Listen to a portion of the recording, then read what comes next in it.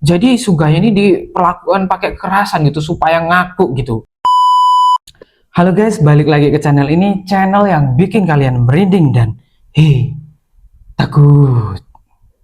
Guys, malam ini gue mau cerita tentang kasus penculikan dan pembunuhan yang terjadi di Jepang. Kejadian ini tuh berlangsung selama 17 tahun dari tahun 1979 sampai tahun 1996. Yang bikin makin geleng-geleng kepala, polisi ini malah salah tangkap pelakunya coba. Dan pelaku aslinya tuh udah ketemu identitas aslinya sebenarnya, tapi malah nggak ditangkap coba. Kasus ini dikenal sebagai North Kanto Serial Young Girl Kidnapping and Murder Case. Gimana kelanjutannya? Langsung aja kita masuk ke ceritanya yang bikin kalian merinding dan takut. Jadi, dari tahun 1979 sampai 1996, di perbatasan dua provinsi Jepang, Tochigi dan Gunma, ada 5 anak perempuan usianya 4-8 tahun yang hilang atau dibunuh, guys. Semua kejadian ini terjadi di radius yang cuma 20 km di sekitar kota Ota dan kota Ashikaga. Selama bertahun-tahun, 5 kasus ini ditangani terpisah-pisah oleh polisi. Nggak ada yang menghubungkan mereka sebagai salah satu rangkaian kejahatan yang sama gitu. Jadi kayak kasusnya itu tuh dipisah-pisah gitu. Nggak ada yang berniat untuk menggabungin kayak neliti gitu lah. Oh, ada kaitannya nih ternyata kasus-kasus yang lain gitu. Terus pada tahun 2007, waktu seorang jurnalis investigasi bernama Kiyoshi Shimizu mulai gali ulang kasus-kasus ini dan nemuin pola yang mengerikan. Pada 3 Agustus tahun 1979, Maya Fukushima, usianya ini 5 tahun, lagi main di sebuah kuil dekat rumahnya di Ashikaga dan dia hilang begitu aja. 6 hari kemudian, jasadnya ini ditemukan di dalam sebuah ransel dibuang di pinggir sungai Watarase. 17 November tahun 1984, Yumi Hasebe 5 tahun usianya, hilang dari sebuah pachinko parlor, semacam tempat main mesin judi yang sangat umum di Jepang. Jasadnya baru ditemukan lebih dari setahun kemudian pada 8 Maret tahun 1986 di sebuah ladang cuma 1,7 km dari rumahnya sendiri. Terus kasus yang ketiga, 15 September tahun 1987, Tomoko Osawa, usianya ini 8 tahun, ini korban tertua dalam rangkaian kasus ini. Dia meninggalkan rumahnya di Ota dan gak pernah kembali lagi. Jasadnya kemudian ditemukan lebih dari setahun kemudian. Pada 27 November 1988 dibuang di tepi sungai Tone. Terus ini kasus yang keempat. Pada 12 Mei tahun 1990, namanya Mami Matsuda. Usianya 4 tahun, hilang dari sebuah pachinko parlor. Jasadnya ditemukan di sungai Watarase, sungai yang sama dengan kasus pertama 11 tahun sebelumnya. Kasus ini yang paling terkenal karena setahun kemudian polisi menangkap seorang pria bernama Toshikazu Sugaya dan menghukum dia berdasarkan bukti tes DNA. Nanti kita bahas kenapa penangkapan ini jadi salah satu skandal hukum terbesar di Jepang. Terus lanjut ke kasus yang kelima. Pada 7 Juli tahun 1996, namanya Yukari Yokoyama. Usianya ini 4 tahun, hilang dari sebuah pachinko parlor juga. Bedanya dari 4 kasus sebelumnya, sampai sekarang jasadnya ini nggak pernah ditemukan. Karena itu, kasus ini secara resmi masih dianggap kasus orang hilang, bukan pembunuhan. Justru dari kasus inilah, polisi punya rekaman kamera pengawas yang menangkap sosok pelaku. Dan saksi mata dari kasus Mami Matsuda, saksinya bilang gini, sosok di rekaman itu mirip banget sama orang yang mereka lihat waktu itu. Terus kenapa kasus ini tuh dianggap pelakunya itu satu orang? Jadi ada 4 pola yang bikin penyidik yakin kelima kasus ini saling berhubungan. Yang pertama itu semua korban perempuan, usianya ini 4-8 tahun. Terus 3 dari 5 korban hilang dari sekitar pachinko parlor. 3 jasad ditemukan dekat sungai, 2 diantaranya di sungai yang sama yaitu sungai Watarase. 4 dari 5 kejadian yang terjadi di hari Jumat, akhir pekan, atau di hari libur. Pola ini yang bikin Shimizu ini yakin ini bukan 5 kasus yang terpisah. Ini satu orang pelakunya yang beraksi berulang kali selama hampir 2 dekade tanpa pernah ketangkep. Ya gimana pelakunya ini nggak ketagihan ya bunuhin orang terus. Ya orang nggak pernah ditangkep, nggak pernah dicari gitu loh. Nah, sekarang kita masuk ke bagian yang paling penting dari cerita ini nih guys. Gimana orang yang sebenarnya nggak salah bisa divonis sebagai pembunuh dan dihukum coba. Dan apa yang kemudian membongkar semuanya? Nah, jadi Toshikaju Sugaya ditangkap dan divonis bersalah atas pembunuhan Mami Matsuda. Berdasarkan tes DNA, waktu itu tuh tes DNA masih teknologi yang relatif baru dipakai di sistem hukum Jepang dan dianggap bukti yang nggak terbantahkan lah. Pokoknya kayak kalau tes DNA ini udah pokoknya valid banget lah pikirnya orang-orang itu tuh udah kayak mutlak pokoknya. Tapi di tahun 2007 Kiyoshi Shimizu mulai gali ulang kasus-kasus ini guys dan nemuin kejanggalan demi kejanggalan coba. Nih, kejanggalan yang ditemuin sama Shimizu yaitu skenario dalam pengakuan Sugaya secara fisik nggak masuk akal. Waktunya nggak cukup buat ngelakuin kejahatan itu.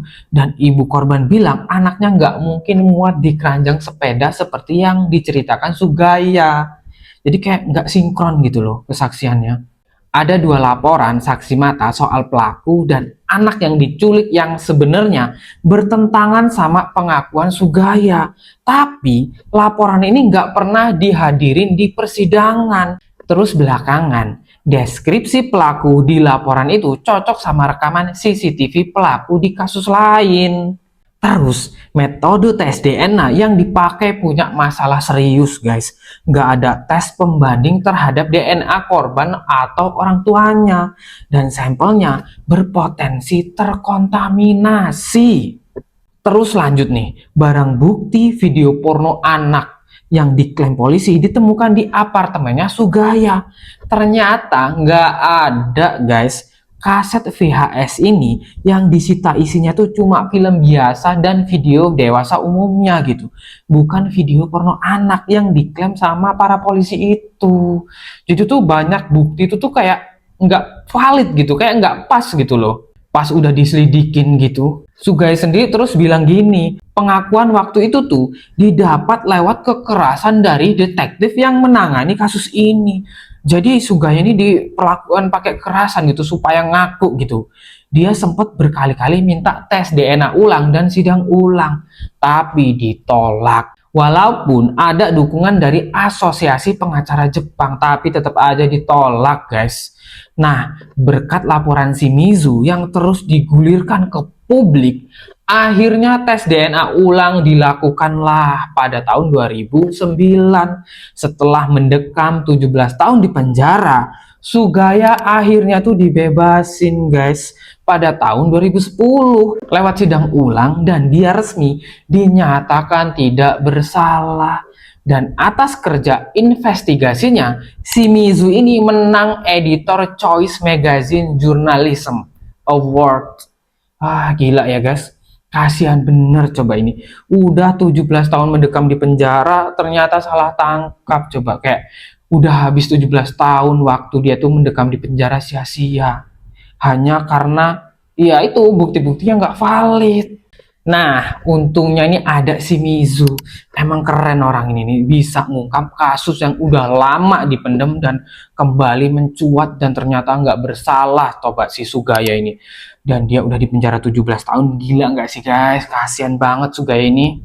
Nah, ini guys, yang bikin gregetan tahun 2010 dan 2011, Shimizu ini ngelaporin bukti yang sangat kuat kalau dia ini udah nemuin siapa pelaku sebenarnya. Ada 2 hal yang dia bawa. Pertama, hasil tes DNA baru yang cocok 100% sama bukti dari kasus Ashikaga. Kedua nih, rekaman video orang ini lagi ngobrol sama anak-anak perempuan nih dan menyuruh mereka tuh duduk di pangkuannya. Nah, semua bukti ini diserahinlah ke polisi. Tapi nggak ada penangkapan yang terjadi, guys. Jadi kayak nggak diurus lagi gitu sama polisi kasusnya. Alasan resmi dari polisi itu gini, DNA orang ini katanya nggak cocok dengan DNA pelaku yang ditemukan sebelumnya di kasus Ashikaga, yaitu bukti DNA yang dulu dipakai buat menjebak Sugaya. Padahal bukti itu kan yang sudah terbukti salah sampai Sagaya jadi korban salah tangkap. Tapi kok masih aja dipaksain aja. Terus si Mizu ini menduga polisi enggan bertindak karena kalau mereka mengakui pelaku aslinya sudah ketemu, itu artinya mereka juga harus mengakui metode tes DNA lama itu salah besar. Coba. Ya kan, ya ini polisi tuh malu mungkin ya.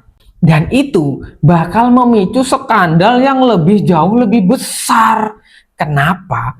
Karena metode tes DNA yang sama itu juga dipakai di kasus lain. Jadi kasus tes DNA itu yang dulu-dulu itu juga dipakai di kasus yang lain, yang bikin Stegaya sampai dihukum itu ternyata dipakai di kasus yang lain, guys. Terus ada kasus itu tuh namanya kasus Izuka. Bedanya terdakwa di kasus ini tuh udah dieksekusi mati pada tahun 2008. Meskipun ada permintaan tes DNA ulang. Kalau polisi mengakui metode itu salah, artinya negara Jepang mungkin udah mengeksekusi orang yang tidak bersalah. Waduh, kok kayak salah tangkap semua ya guys. Bisa jadi tuh kasus Izuka juga salah tuh. Kacau ini mah, kasihan amat ya pelakunya ini yang salah. Kalau sampai salah tangkap, mana udah dieksekusi lagi. Berdosa banget itu kepolisian Jepang. Aduh, mengeksekusi orang yang salah. Terus nih ya, ada satu detail kecil yang menurut gue paling nunjukin gimana keluarga korban diperlakukan. Waktu Ibu Mami Matsuda diberitahu polisi bahwa kasus anaknya nggak lagi diselidiki karena udah lewat batas waktu hukum, dia minta barang-barang anaknya dikembalikan lah. Tapi polisi itu nolak buat ngembaliin satu barang, yaitu baju yang ada noda cairan tubuh pelaku aslinya. Jadi kayak polisi itu nggak mau balikin baju ini nih ke ibunya. Kalau yang lain dibalikin sama polisi. Nah, polisi itu tuh nggak pernah ngasih penjelasan yang jelas. Kenapanya kok dia tuh nggak mau gitu balikin bukti itu. Waduh, mencurigakan banget nih polisi Jepang ini.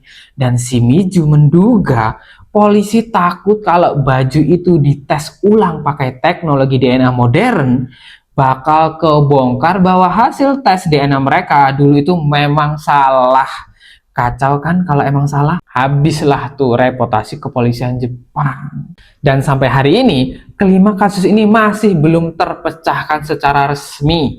Pelakunya nggak pernah ditangkap. Terus 4 dari 5 kasus udah lewat batas hukumnya. Cuma kasus Yukari Yokoyama tahun 1996 yang belum habis waktunya. Karena statusnya masih dianggap kasus orang hilang, bukan kasus pembunuhan. Jadi masa aktifnya itu masih berlanjut gitu, masih bisa diselidiki terus sampai sekarang. Kasus ini tuh sempet dibahas berkali-kali di parlemen Jepang, guys. Bahkan ya, mantan Perdana Menteri Naoto Kan pernah secara langsung mendesak pihak kepolisian untuk menuntaskan kasus ini. Tapi sampai sekarang nggak ada kelanjutannya, guys. Keluarga 5 korban terus mendorong penyelidikan ini dilanjutin. Dan Sugaya sendiri, orang yang pernah dipenjara selama 17 tahun, juga ikut nyuarain hal yang sama. Ya iyalah, Sugaya ini pasti sakit hati banget kan, dia ini udah dipenjara 17 tahun, ternyata dia ini nggak bersalah. Coba, karena cuma diintimidasi aja dia, jadi asal aja ngarang daripada disiksa kan sama detektif itu. Kasus North Kanto ini nunjukin 2 sisi gelap yang jarang dibahas bareng dalam satu cerita. Predator yang belum pernah ditangkap, dan sistem hukum yang lebih menjaga muka daripada ngejar kebenarannya. Toshikazu Sugaya kehilangan 17 tahun di dalam hidupnya.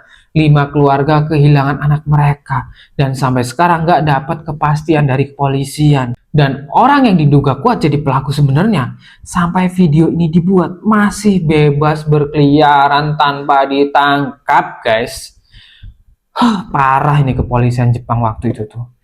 Oke guys, itu tadi kisah dari kasus North Kanto. Kalau kalian suka dengan video ini, jangan lupa like dan subscribe. Sampai jumpa di video berikutnya.